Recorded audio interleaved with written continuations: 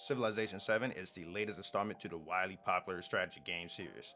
Dating all the way back to the game's introduction in 1991, this 2025 release introduces an array of exciting features, enhanced graphics, and deeper gameplay mechanics.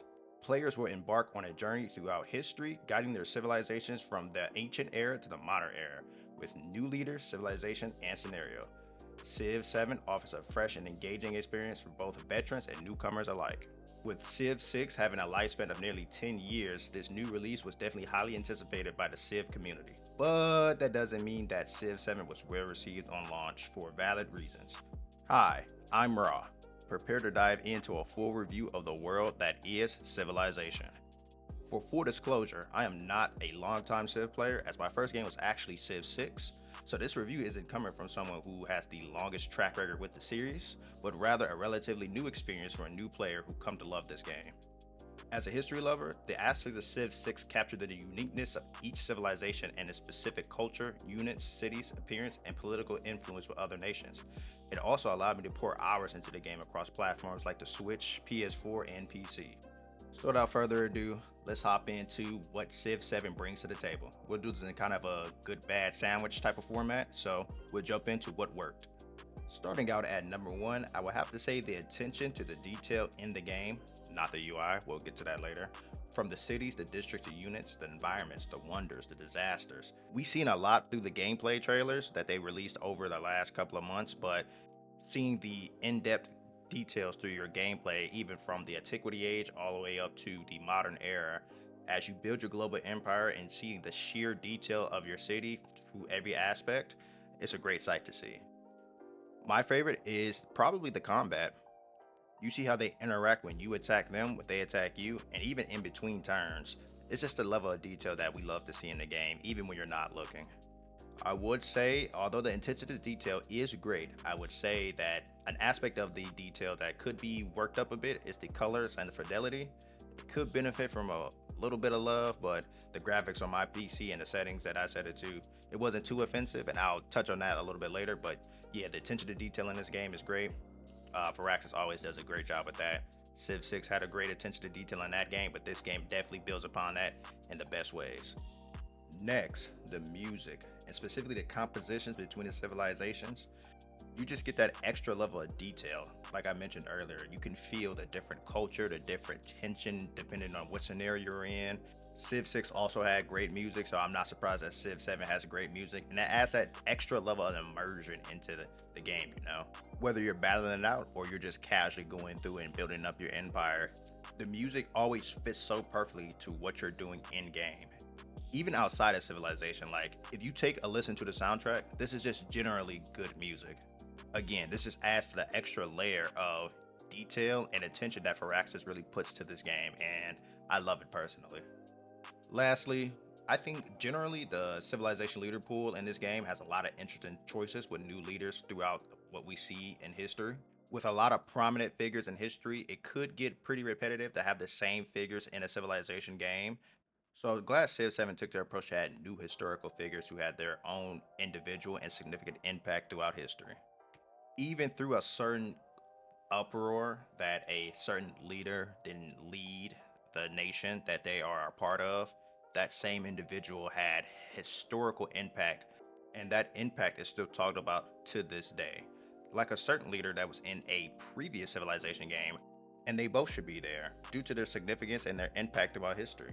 Their contribution and historical influence shouldn't be minimized just because they didn't hold the title of a leader, like a king, president, prime minister, or whatever you pretend to care about. We should be happy that Firaxis is trying to change the leader pool in this game, because again, it could get really stale to play as the same leaders, but nonetheless, I like all the leaders and I can't wait to play them in the game with their unique bonuses and abilities. And that's everything that worked for me so far in Civilization 7. Now, to continue the construction of this good bad sandwich, we get to the bad.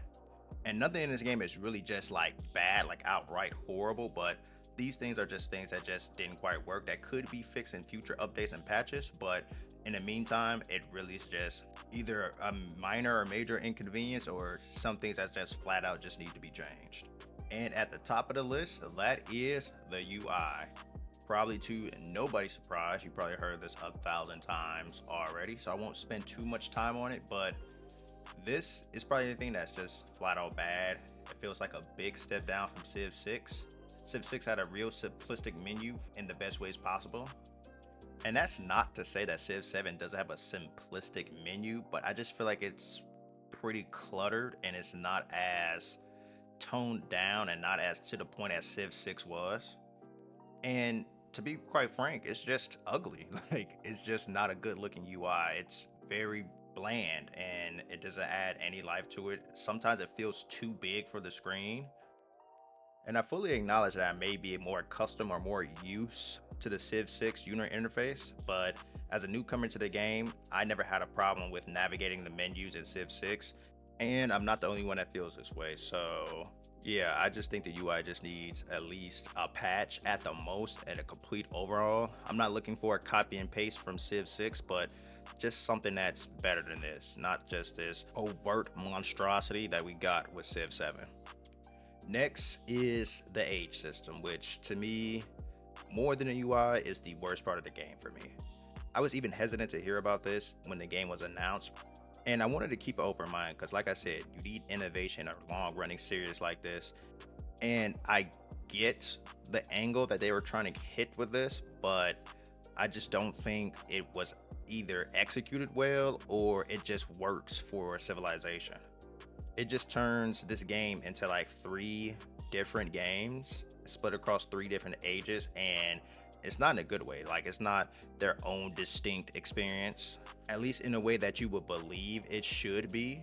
To put it frankly, each age is just a reskin and it's really just the same age. You just get different units, different districts, new resources according to the age. Your relations with other civilizations reset, even though they just basically go back to what they were in the previous age.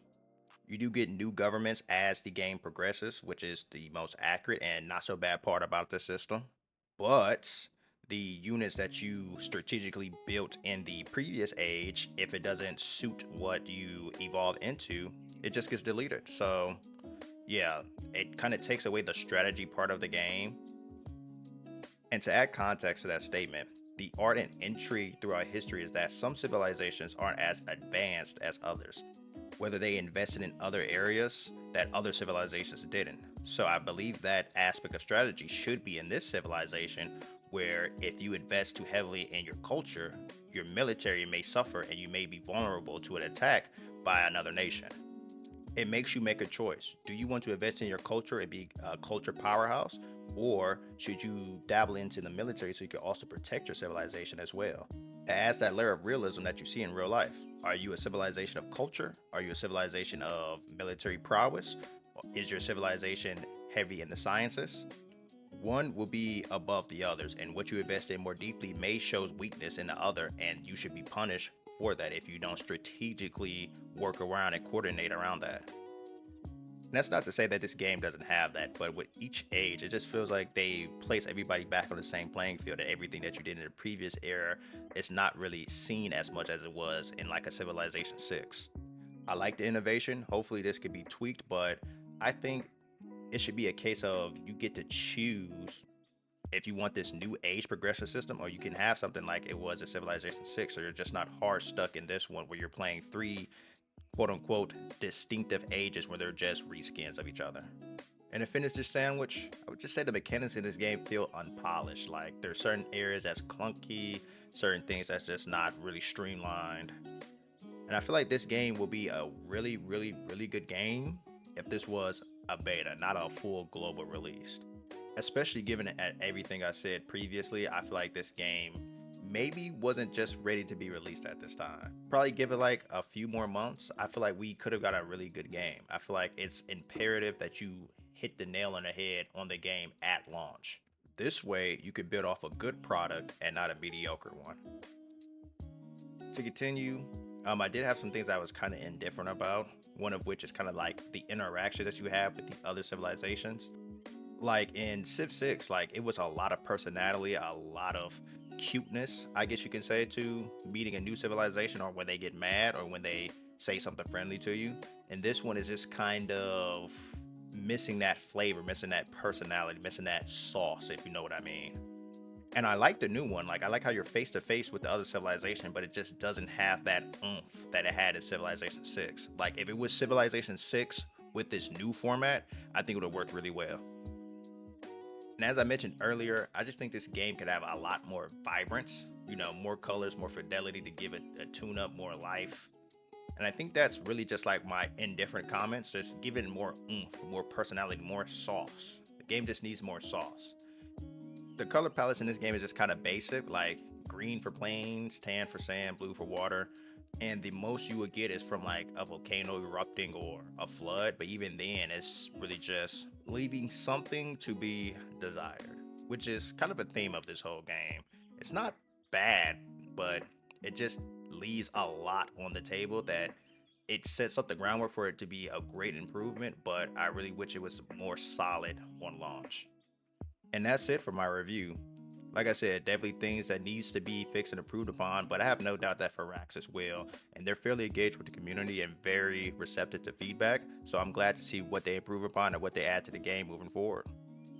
So to give my general score from a 0 to a 10, I used to scale as seen on screen, 0 being dog doo doo, with a 10 being perfect, and 5 being the middle in between those two scores.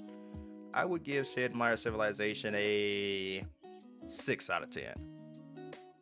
Thank you all for watching. Be sure to leave a like and subscribe. And if I missed anything or if you have a unique opinion about the game yourself, please leave a comment below.